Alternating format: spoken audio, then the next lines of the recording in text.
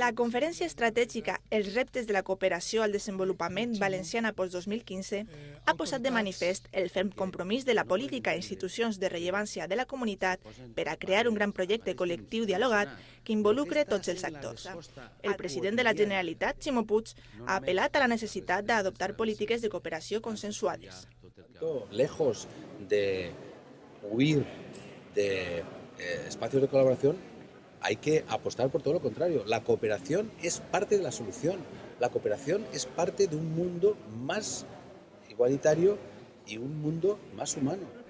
Per la seva banda, el rector de la Universitat de València, Esteban Morcillo, ha destacat el paper que han de jugar les universitats en el seu compromís amb la cooperació, especialment visibilitzant-la a través de l'ensenyament i la formació. Existeix un ferm compromís de totes les universitats públiques de la Comunitat Valenciana per al món de la solidaritat i de la cooperació.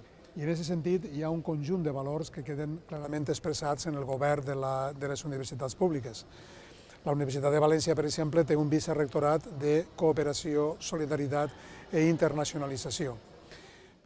El director general de Cooperació, Federico Buyolo, ha volgut expressar el seu agraïment per l'èxit de convocatòria i participació, així com per l'alt nivell dels ponents.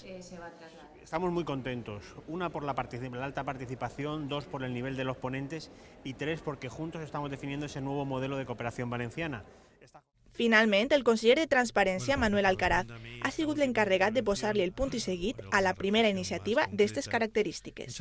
En el seu discurs de cloenda, el conseller ha assegurat que el seu departament treballarà en la creació d'una nova llei de cooperació i ha apel·lat a la necessitat de reconstruir la cooperació valenciana aprenent del passat i seguint unes rígides exigències ètiques. Que sirven para el objetivo que nos habíamos marcado, para ese objetivo de trabajar entre todos, para cumplir entre todos con unas definiciones que orienten lo que va a ser el pasado mañana de la cooperación valenciana.